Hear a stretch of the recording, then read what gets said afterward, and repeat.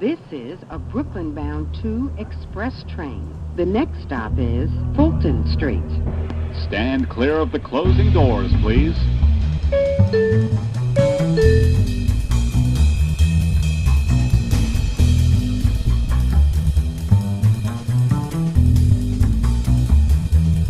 Hi everyone, welcome to In the House. My name is Eliana La Casa, and I'm here today with Knute Gregory.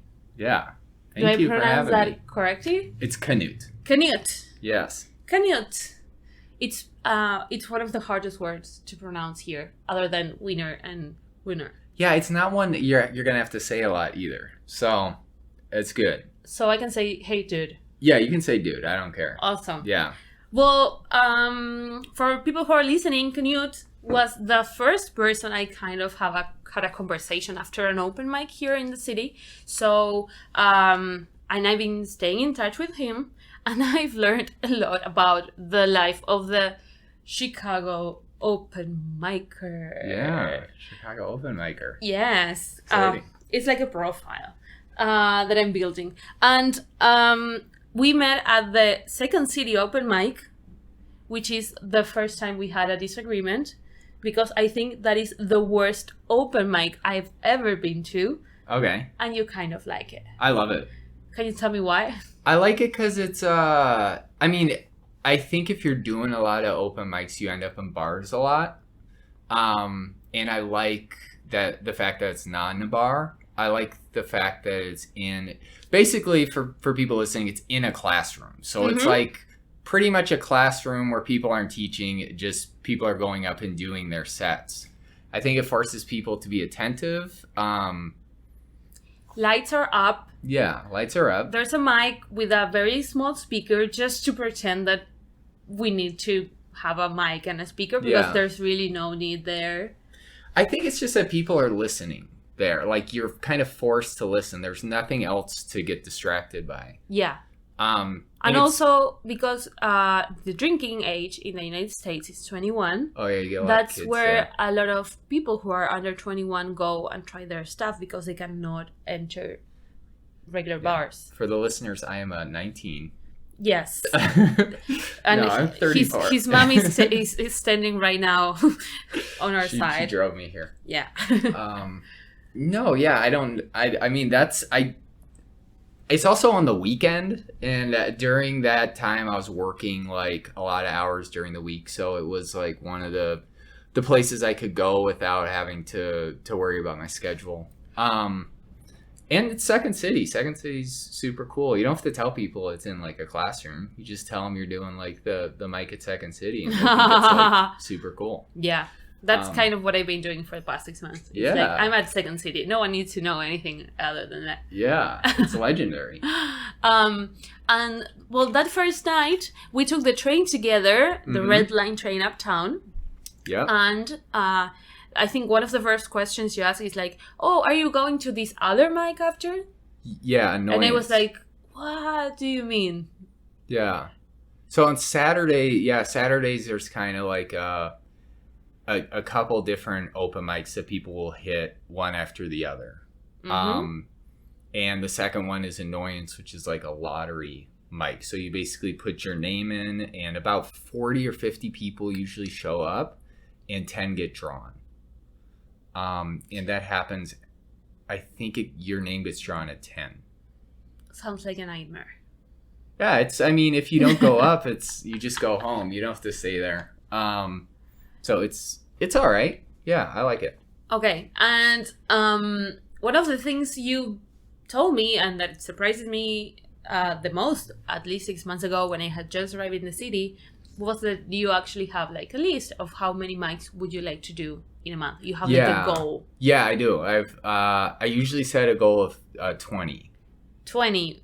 A month has 30 days, just so you do the math at your house. And that's not a lot, though. And that's not a lot. Yeah, that's a decent amount. I mean, it's when you're comparing it to other people in Chicago who will do, 40, 50 a month. They'll do one every day and then multiple on some days. Okay.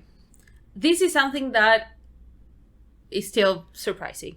As I've told you before, and I'm telling you the to our listeners, in Argentina we have, I think, 4 open mics a week in the entire city, which is a big city to only have 4 open mics. Maybe right now there's a couple more that I have missed because I haven't been there. But let's say it's under 10 open mics for a really big city. Yeah.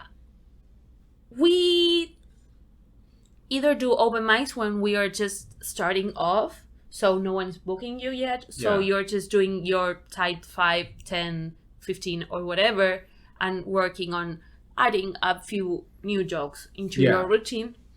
Or you are an experienced comedian and you're there just to try out new stuff and develop new stuff and tighten that new stuff. After that, you just go to shows. Yeah. I think one of the things I heard right away was you get 5, 10, or 15 minutes. We need to talk about that. Yeah, because I think that's one of the reasons people maybe do so many mics is because it's pretty standard here to do 4 minutes. And you won't really, unless you do a show, unless you get on a showcase or something, those are the only opportunities to do longer sets in the city. So maybe that's why people do more mics, because if you went to a mic and could do 15 minutes, you probably wouldn't have the pressure to do 2 that night or do 1 the next day. That makes sense. Yeah, so maybe that's part of it, but it's also because there's so many people who do comedy in Chicago. If you gave people, I think 5 minutes is fine, but if you did 10 or 15, they were going for hours. Well, in Argentina, most open mics give you 8 minutes, and they don't book more than 12 or 14 people. 14 people, it's already people like we hate it. So do you know if you have a spot at the open mic before you go? Open mics get booked. Okay. Yeah, that's a difference. You send an email or a message or whatever, and they give you a slot. Okay. And nothing lasts more than an hour and a half. And here open mics can go on for days. Yeah, it seems like that. It does seem like that. Yeah, it also takes a long time because you have to... I liked how flexible it is, where you don't have to sign up beforehand, but at the same time, if you do want a good spot, sometimes you have to show up an hour and a half before if you don't want to go up super late. Yeah, that's also different. Like in Argentina, if you are going to an open mic, you're getting 8 minutes and you sit through the entire thing. You arrive, you sit down, they tell you what order you're going up in, and you stay until the end. But only because it's going to be an hour 20 at the most. Yeah. You just deal with it. Deal with it. Yeah. It's what you're signing up for. Here, open mics, I think they sign up, some up to 40 people a night. So people go up, let's say the open mic is at 8 and they open the list at 7. People will be there at 6 to get on first so they can do their thing and move on to another open mic, or just go home and don't have to listen for 39 other people. Is that right? It's very rare to stay for an entire open mic. Which Iliana only did the first 2 weeks he was here, and then he was like, fuck. Yeah. I cannot do this. I'll do it sometimes. I'll do it if it's not super late and I don't have anything to do, I'll stay. And I usually don't do multiples a night. I like to, relax a little bit. So it's to me the most exhausting part is listening to other people on the open mic. I think it's I think for me, I think I still like listening to others. I don't think I'm a good audience member because I feel like the longer I've done it, I'm at the point now where I won't laugh at jokes, but I'll know oh, that's a good joke or that's a good joke. It's not like a vocal. So sometimes I feel bad even watching open mics because I might really like someone's set and they wouldn't be able to tell at all. To me, it's weird because I still enjoy comedy and I've been to a couple comedy shows just as an audience member. And I've also enjoyed, whenever I get booked at places, I try to be there early and watch the entire thing because I really enjoy it. And it's still a pleasure to me to see stand-up. Open mics break my heart. Oh, yeah? Yes. Because feel other stand-up comedians are the worst audience possible. And I'm the worst if you add that this is material that isn't tight yet. Yeah. I'm just... Yeah. Like, I'm not the person you should be working this stuff with. Yeah. I think it's just there are no other options. I don't know if it's like this everywhere, but I'd say in the entire U.S., but you can see it in Chicago, which is fine. There's a huge supply of comedians, but not a lot of demand to see comedy, which is fine because it is something where, like, part of me is just like, this is a fun activity and everybody should do it, and it gets you out of the house, and it's fun, but I just think the amount of people wanting to do comedy, there's such a small barrier to entry that you can go to a couple shows, and if you enjoy comedy, there's no reason not to try it. So I think the amount of people doing it is just way bigger than the amount of people who want to see comedy until you get to like a certain level, until you're like at the Laugh Factory or Zanies or Comedy Bar or doing a show like Comedians You Should Know. There's just a crazy amount of people doing comedy here. Yeah. Like, I'd say over 1,000 easily. Yeah. At least. Yeah, maybe 2. Yeah, it's a lot though. You think way more than 1,000? I think so. Yeah.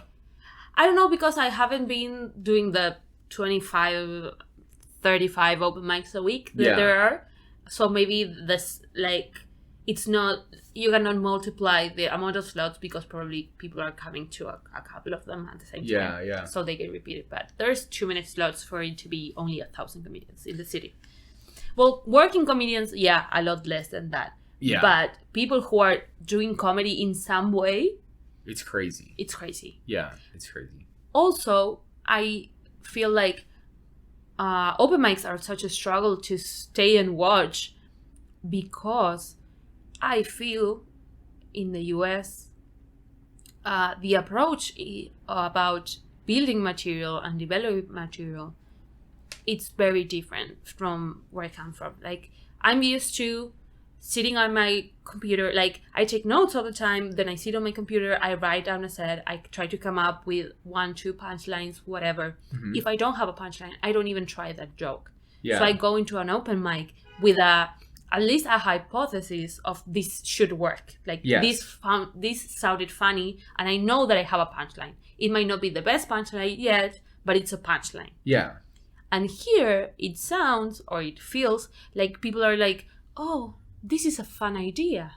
I'm just gonna say it out loud and see where it lands. Yeah, I think so. I think we talked about this before too. Because I think as you watch people develop, because I think whenever you start doing comedy, you identify like a couple people who started with you, which is kind of fun because you can kind of see them develop. And I think some people develop in that they go up and they start telling stories and realize whatever a year and a half down the line that how to start making these things funny. And then another way to do it is you just start writing jokes, but you have no context for them. And then you start figuring out, okay, how do I put these in an order that can either be like a story or a longer bit? And I think in Chicago, most people do the former, where they go up and eventually they figure out how to make it funny, but the first however year or whatever, they're just kind of being comfortable being on stage and haven't quite figured out what a joke is yet. Yeah. And I think that has a lot to do with another thing that we have discussed earlier, that is how people go into comedy, which in Argentina, I've told you, most people start taking a class. Yeah. Most people haven't seen comedy live before. They have their only reference is Seinfeld, which is pretty old at this time. Like, it's a mic. There's a guy telling jokes about his view on the world. Yeah. That so far we can agree on that. Everything else is so outdated. We can go on for hours. Yeah. So there's a lot of people going into these comedy classes with no idea what they're doing. One of the things that all teachers are very stress a lot is like, you need a punchline. Like, if there's no punchline, there's no point for this story. Like, you should keep that in your bed table until you have a punchline. Otherwise, just don't say it out loud in open mics. This is not gonna work. Got it.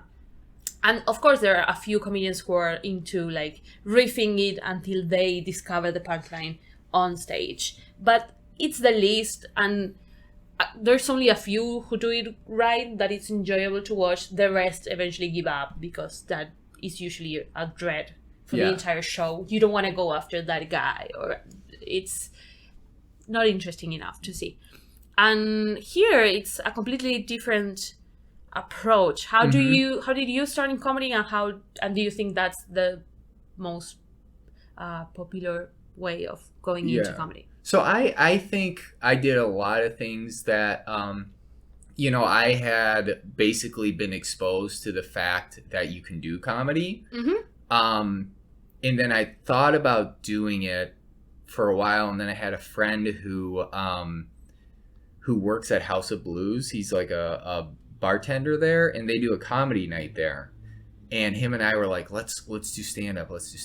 And then one of the guys who does stand-up at House of Blues, he was teaching a class. So I ended up taking a class, which is not, it's definitely kind of looked down upon, I'd say, in Chicago. Like, people are kind of like, who needs a class? Which I do kind of agree with, but I don't think, it's the same as like taking like a boxing class or taking like, an art class. You're not, it's a different type of people who do the class than who want to like become professional comedians. I just think it's people who are kind of looking for something to do, and it's a fun thing to get them out of the house. And a lot of them will do the one set at the end of the class and they're done. I'd say out of everybody I took the class with, I think I'm the last person who's like continued to do comedy, which I think is fine. I think classes here are more just like a way for people to kind of get out of the house. Like, I'm considering taking an improv class, but I don't think I would go into it with the idea that I want to be an improviser. Yeah, exactly. It's weird because in like what I've learned is that we, at least in Argentina, we do these classes. Yeah. And you leave the class with a 5-minute set that of course is very amateur. Yeah. But you have 5 minutes of setup punchline. Yes. So in a way, then you go into open mics, and then you have the struggle everyone goes through, which is like, I need to not shake, I need to say this in the right order, I need to not stutter, I need to stop being nervous, I need to be under the light. Like, you can start working on all that stage stuff that no one who starts doing comedy has, while you have a decent set. Yeah.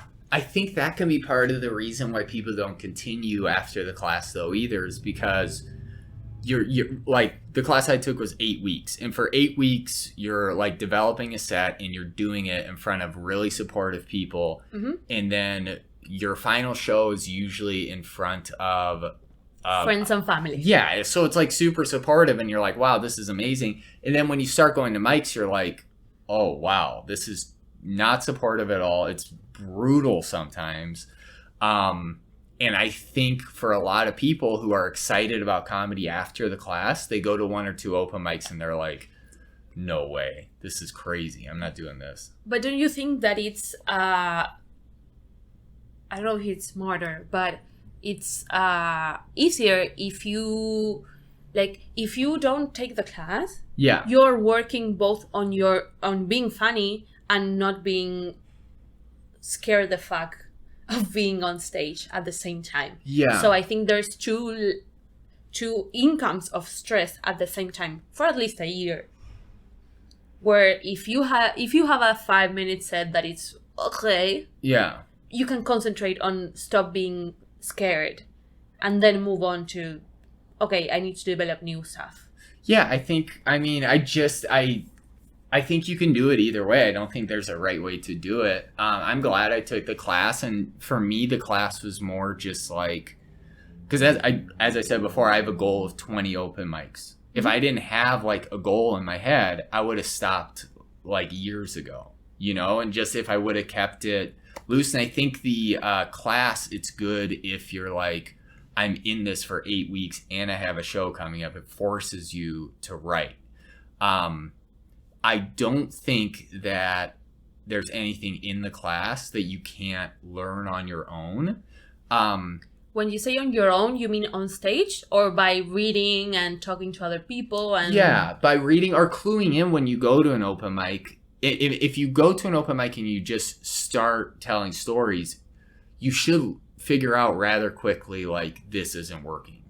You know, like, I think if I were to have gone to open mics right off the bat, I think I'd probably be in the same position I'm in now. I just would have learned it a little bit differently. Because I think, you know, you can know right away if something's not working. I did want to tell a story about classes because I was in Iowa this week for work, and I went to an open mic on Monday in Iowa, and it was in a college town, and there were about 5 people from the college's stand-up class there. They have a stand-up class at the college. Awesome. And they were doing good. Like, they were doing really good. And then so it was like half stand-up class, and the other half were kind of like guys in their 30s who have been doing comedy for years. And one of them went up and was like really cocky. He was like, you guys are great. I'm glad you're in the class, but you can't learn this stuff in a class. And then he bombed really badly. It was like really bad. Because I was excited. I was like, oh, this guy's good. He's telling the kids they can't learn in a class. He's going to be really funny. But yeah, he did the worst. He was like way worse than the students. But he was probably working stuff out. But he like shat on classes beforehand. Yeah. So I don't feel bad. Bad strategy overall. Yeah, not a good strategy, especially in a town that like has a really supportive comedy scene for. Yes. Yeah, it was really fun. It was really cool. I'm glad. We kind of talked about this, and can you tell me a little bit more about how you told me stand-up makes you kind of rediscover your personality. Yeah, I don't know. I started when I was like 33 when I started, or 32, 33. Very old. Yeah, super old guy. But I will say, like, I started with a bunch of people who, not started with, but I started going to mics at around the same time that a lot of people in like their early 20s or mid 20s started going. So those are the people that I kind of like connected with. And I found it interesting because as you're developing your style, or as you're like developing your jokes, you kind of feel like you're the same age. Yeah. As we as call some of these people. the same like camada, which would be like graduation of 08. Yeah. I don't know how you call that. Yeah, but you're class of 2018. Class of yeah. You're gonna have like, you're gonna sound like an idiot no matter how old you are when you're starting. Yeah. So to me, it just kind of felt like I'm like a newborn baby, you know, age, and I think you kind of learn how to become yourself. I don't think I'm not even close to being there yet, but I'm way further along than I was. But you just try a bunch of different stuff and kind of rediscover your personality. And it becomes like a very personal thing, which I didn't expect. Even though I have, most of my jokes are really dumb, like just really dumb and kind of goofy. And that's kind of what I like to do. But I feel like really personal about them, which I didn't expect. Mm-hmm. Like I might have like a really like a joke that's just like a gag. Yeah. And I'll be like, okay, this doesn't say anything about me on the surface, but it's like very personal about me because it's such an exposure of what I think my personality is. So I think you just like learn, you learn a lot about yourself, and you have constant identity crisis. Like, at least I do, of like, who am I? What am I doing up there? You're representing yourself. So yeah, I just think that once you start doing stand-up, it's really eye-opening for like who you are as a person, and you're kind of starting over, like building this I don't know if it's a persona or just like your personality on stage. Yeah. I kind of relate. I started doing comedy when I was 20, so I cannot set apart my self-discovery in life and my self-discovery in comedy. They just happened all at the same time. So, but you're like a full grown, you're like a 14-year-old. What do you mean? Or something. You know, like you've been doing it. So like you've been doing it such a long time that you're very, you're like way past your puberty. In comedy? In comedy, yeah. Oh, yeah. Yeah, like you know who you are. Well, I kind of don't know yet, but, well, for me, what happens, and then again, I don't know if this is just comedy or just life in general, but I do feel comedy is, and I'm gonna quote my personal Argentine favorite comedian, Federico Simonetti, it's just telling your opinion with jokes. Okay. It's opinions with jokes. Yeah. There's people who have opinions on water bottles and taxis. Yeah. And there's people who have opinions on capitalism. Or you can have a great joke on water bottles that is actually about capitalism or backwards. Yeah. Whatever. Doesn't matter the style, but basically you're just giving out jokes that ultimately, even if you didn't intend to, your opinion translates. Your view of the world translates. Yeah. So I like the stuff that people all the time ask me, what's your favorite comedian? Mm-hmm. And I do not have like, oh, I love this one or this one. I actually feel like comedy, it's almost journalism. Like it's a reflection of the time. So in a way, my favorite comedian is whoever tackled the most relevant topic of today in the best way. Yeah. So my favorite, sorry, I spit on you. No, you're good. My favorite comedian changes every 2 months. Like it's whoever I find relevant today that I like it the most. So in a way, I feel like I was this private school graduate who dropped out of public college when I was 20 and kind of was like, okay, what I'm gonna stand on a stage and talk about stuff. What am I gonna talk about? Yeah. What, like, people are basically investing their time in listening to me. I'm 20, I don't know shit. What am I gonna talk about? And of course I started making very like my stuff at first was either on very outside things. I would just have a 10-minute set on mosquitoes, which is like, why is that a thing? But it was like, what am I gonna tell? I don't know shit about anything.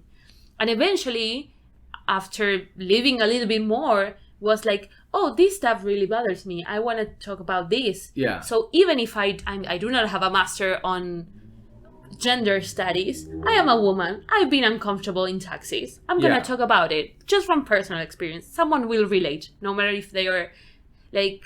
I was afraid of being preachy with people who are older than me. Yeah. But if I just talk about my personal experience, doesn't really need to be that way. It's just, this is what I've been through.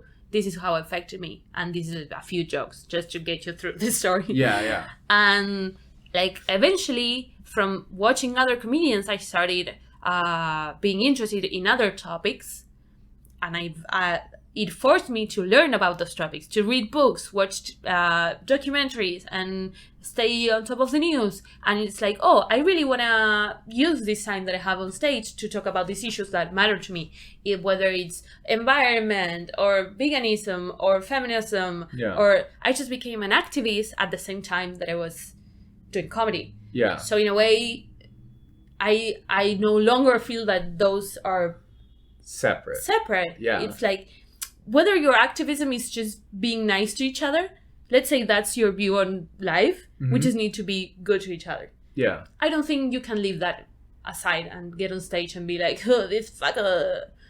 It's like you should militar. Yeah. Whatever you feel is right. But I wonder if part of starting out to me is being like when I first would listen to the sets I started doing, I think part of it was like this isn't a portrayal of who I am. You know what I mean? Like, well, maybe you do some jokes and you're like, oh, this isn't what I'm about. Like, this isn't what I want to sound like. This isn't who I think it's funny, but it's not who I am as a person. I don't know. I don't like to talk about any subjects. Like anything that's like an issue or politics, I don't talk about at all.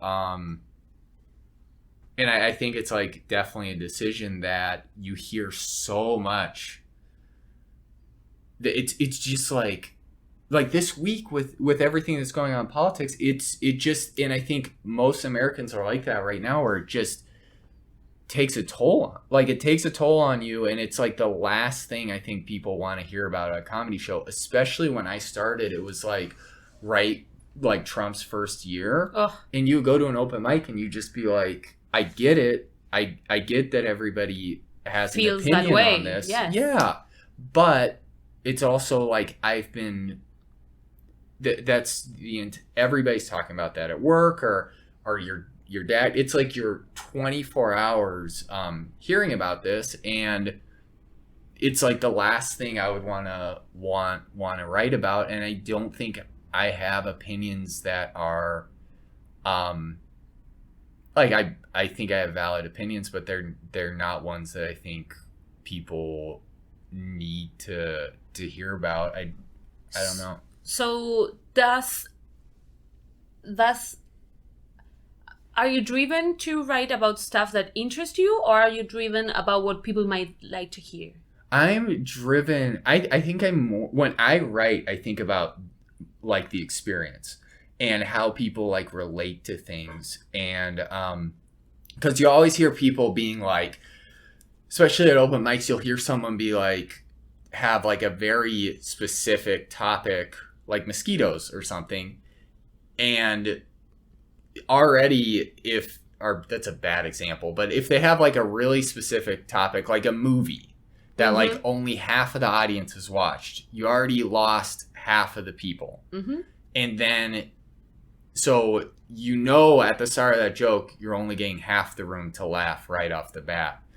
So I always think about not only what's relatable to everybody, but how can I make the joke about what's happening? How can I create a situation in the room where everybody's experiencing something? Like a lot of my jokes I'm writing now, I want something to happen. Yeah. In the room, I want to like manufacture an experience that everybody's gone through and then talk about it. Yeah. I don't know if that makes any sense. Yes. I've seen Knute not a million times, but a few times. Yeah. And you have a lot of meta jokes. Yeah, maybe. So you kind of have a joke that may seem like it doesn't have a punchline to trick people into thinking you don't have a punchline, but actually you have a punchline or not having a punchline, for example. Yeah. That kind of situation. Yeah. And at open mics, we're all very into that lexic. We know what you're talking about. Yeah. So it's fun to stay around and watch a person just talk about what you've been trying to do for the entire day. Yeah. Now, I wonder how does that work when you perform for people who are not open micers? I think people, I've had this discussion before, and I think people are savvy enough to get it. And I don't know, I've done enough shows where there was one joke like I'm kind of getting rid of that I think was a little too much. But yeah, for example, I'm trying to do this thing now where I will like turn the mic off while I'm talking about how my life's falling apart and everything I touch breaks. And then as I'm doing that, I'll turn the mic off. And I think stuff like that makes people, like, they feel like they're experiencing something. And, like, you're putting them, like, so it just puts them in a situation where, like, oh, we're watching this comedy show and the mic happening live. Yeah, and the mic, like, we're all experiencing, like, this failure of the mic. Yeah. And this guy's having a breakdown. So everybody can relate to that because they watched it. Like, yes. they watched it. So, yeah, I do think that that's still something I'm learning. And I do think there's certain jokes where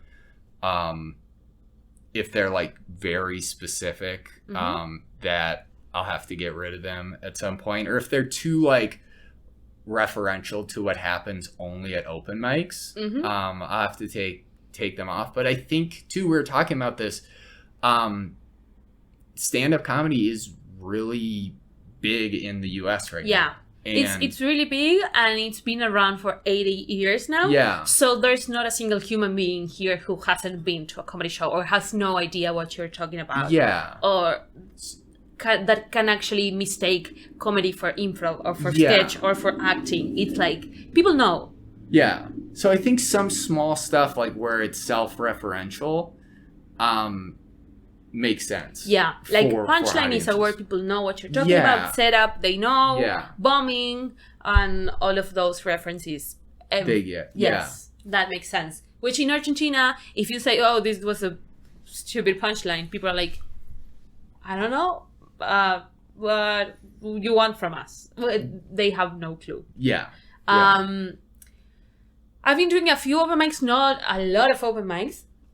And of course, this is something that I've noticed. Most open mics are very male, 35, white dudes complaining about, you cannot say things anymore. Yeah. And I'm also in a Facebook group with a lot of female comedians. It's a group that is supposed to be like a supportive place to share experiences. Like, I didn't have a good experience at this place, or I did have a good experience at this place, or there is a female supporting open mic here, everyone should come, or let's all go to Coles tonight. So we have like a group or whatever. There's a whole other stuff going on aside from that, which I don't want to get into. Yeah. It's psychologically exhausting, that group. Yeah. But it works for that. And I've learned from listening to these other women how unpleasant and how reluctant they are to going to open mics, where it's very likely that you will be 1 or 2 out of 20 comedians. Yeah. So, do you see that happening? Oh yeah, for sure. For sure. I think it's just I think the amount of men and women who try comedy is pretty even. But I definitely think that you're more likely to see a guy come back.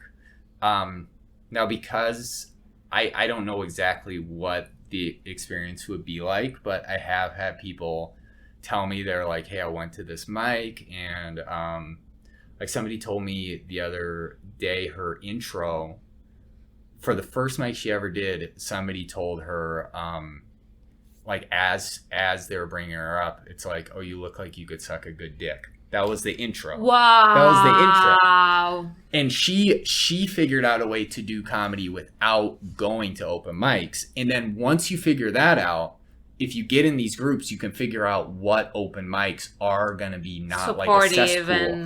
And safe. Yeah. But I think getting in, like once you're in, I think it's a very welcoming community. But if you're just starting out, you might not know where to go. And it sucks that there are like places that people don't feel comfortable. And I think doing comedy too has like opened me a lot up to like thinking about stuff like that. Mm-hmm. So I think when I started, I wouldn't even, like it's so far out from what my experience is. Yeah, you're absolutely unaware that this is happening. Yeah. But the more I talk to people, I'm like, okay, like, how is there a way to get people how's there a way to get women started? Because once you get started, then you find like a really supportive community. Mm-hmm. But I think the first couple mics are brutal. Yeah. Yeah. Well, my experience has been, I've have a few strategies from just being a woman in general and a woman in comedy. So I know that if you go to an open mic with a male friend, Mm-hmm. even though they might think you are in some sort of relationship or fucking or whatever, they are less likely to be Creepy. They feel that you have like this barrier of dick around you. Yeah. And they won't, like, they respect another person's dick more than they respect me as a person. That's bad. So in a way, that's one strategy that I use a lot. And so whatever, even if I'm like, oh, let's go to this open mic, and I just sit with you and talk to you and you only for the rest of the night, or I just go and find whoever I look and feels like the most trustworthy person in the room, and I just sit and make conversation for the entire night. So the rest of the people think that this person is my friend. Okay, got it. So this is one strategy that I can share with people, and to me, it kind of works. But the thing that I've not done 100 open mics here, and I did go to a couple. I did feel like there was, if there's 20 people in the open mic, 18 might be men, and there's only 2 women doing the open mic. And I've also experienced this other side of the community where it's like there's female showcases or diversity showcases, and they are very welcoming, and they try to put, even they have like these open mics where they put women first on the list, or they give priority, or it's like we have 18 men, like let's sign up a couple more women. But what strikes me the most is something that I saw this week. I went to Cole's, which is like the most famous open mic of Chicago, the place you're supposed to go to if you're ever in the city and you want to see an open mic. It's a hot spot, and it's a very long open mic. People sign up at like 4 in the afternoon, and they go there and they stay the whole night, and then they party and everything. I'm not even interested in any of that, but I just wanted to check out the spot before leaving the country, just to get an idea of what that was like. I was, of course, expecting to see a lot of males and a few other people. And what was very upsetting was that apart from being, let's say, 80% men, out of those 80%, 70% had jokes that were specifically offensive towards women.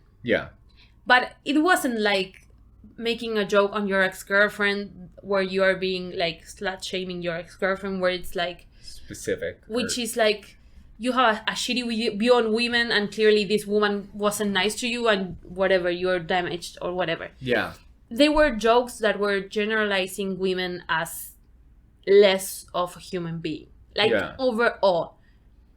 And I was very surprised, because I've seen men do like jokes that they don't realize how offensive they can be. But these were men who were really trying to be offensive. It was their goal, which is, I don't think you can get away with that if you're talking about Black people, or if you're talking about indigenous descent people or homeless people. And yet there's this weird gap in Chicago, which is like a very liberal bubble, where suddenly, I don't know, I want to blame Dave Chappelle for this, but it became edgy to shit on women. Have you seen this happen? I don't know. For me, I don't know if it's necessarily I don't know specifically like the shitting on women part. I will say that there's definitely a movement in Chicago, anti-PC movement, where what do you mean by anti-PC? like you see comics who are kind of sick of the, I don't know, like social Inclusivity? justice. Yeah, Yes. exactly. They think it's like too much.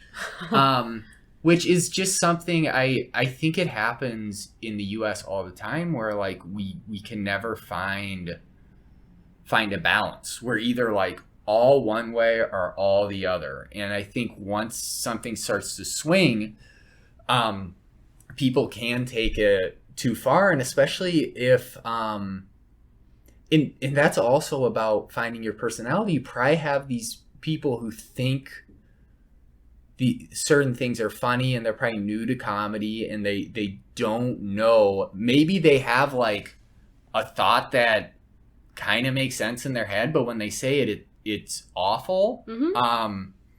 And I think that's part of learning the balance. I always kind of struggle with it, because I do feel like people should be able to say whatever they want if they turn it around into something that has a message, or has a punchline, or has some sort of like resolution, and makes you think. I think me and you are probably like think differently on Dave Chappelle, because I did like his special a lot, but I also think I see where people would kind of watch that and be like, oh, I'm gonna do that, and then go to like open mics and try and do something that's edgy or against PC, and basically be terrible and kind of expose who they are as people. But I think about that. I think about, since I've started comedy, I don't think I was like bad before, but it definitely makes you think of how other people, what their experience is like. Mm-hmm. And I like, I've had it before where I remember like a couple weeks ago, I misgendered somebody, Mm-hmm. and I have felt awful about it since. And that's something that maybe like before I started comedy, I would have brushed off as like, oh, it's a mistake, it's new or whatever. But now when I see it from somebody else's perspective, I'm like, it kind of attacks their whole identity. But I just think, I don't know. I would Maybe say I'm there's just- a you can cut big this part. there's a big gap. There's a big gap between misgender someone by mistake Yeah. and writing stuff like transgender people are just male wearing dresses. Yeah. There's a big difference in intention there, and I think that's what's the most important. Yeah. And what struck me the most was this open mic was actually hosted by 2 women, Yeah. and they never ever responded to any of the attacks, because I do feel jokes Yeah. can be attacks. Do you think they were just, do you think they were just bad?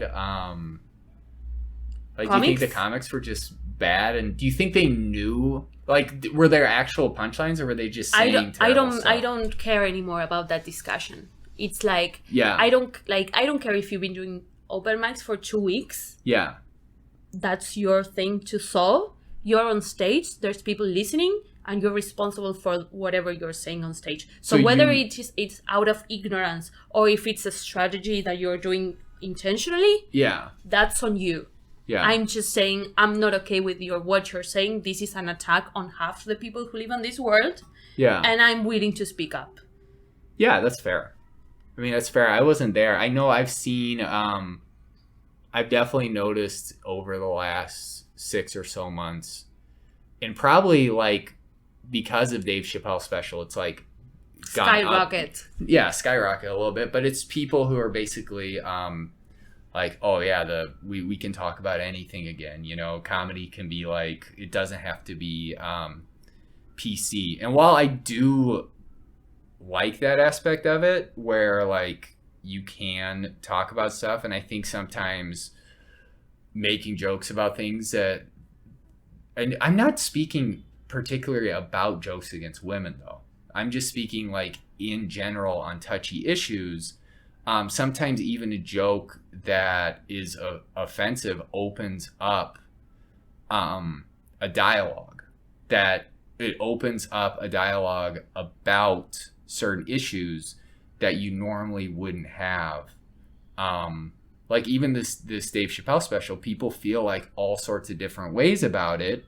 And I think it's better for the dialogue of like moving these issues forward that we're like discussing certain things. And I think, did you ever watch Hannah Gatsby's special? Mm-hmm.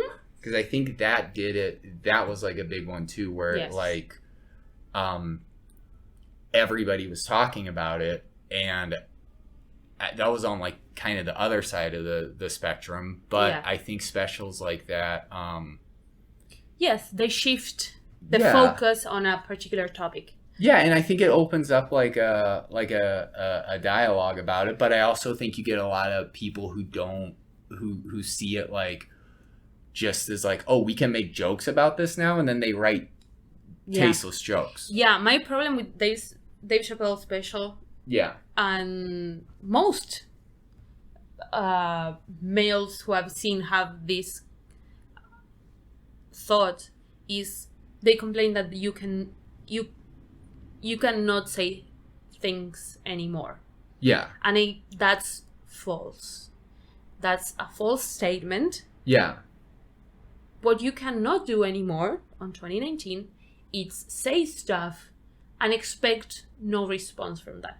You can say whatever you want. In fact, you are getting paid millions to say stuff that is hurtful to a lot of people. Yeah. And people are entitled to answer back. And so just the overall premise of the special, I feel, is wrong, which is like, he is just upset that people are disliking openly and loud Yeah. whatever he has said before, which is the absolute definition of freedom of speech. You can say whatever you want, and anyone else who wants can say whatever they want in response. I think it's just like from here, I don't know.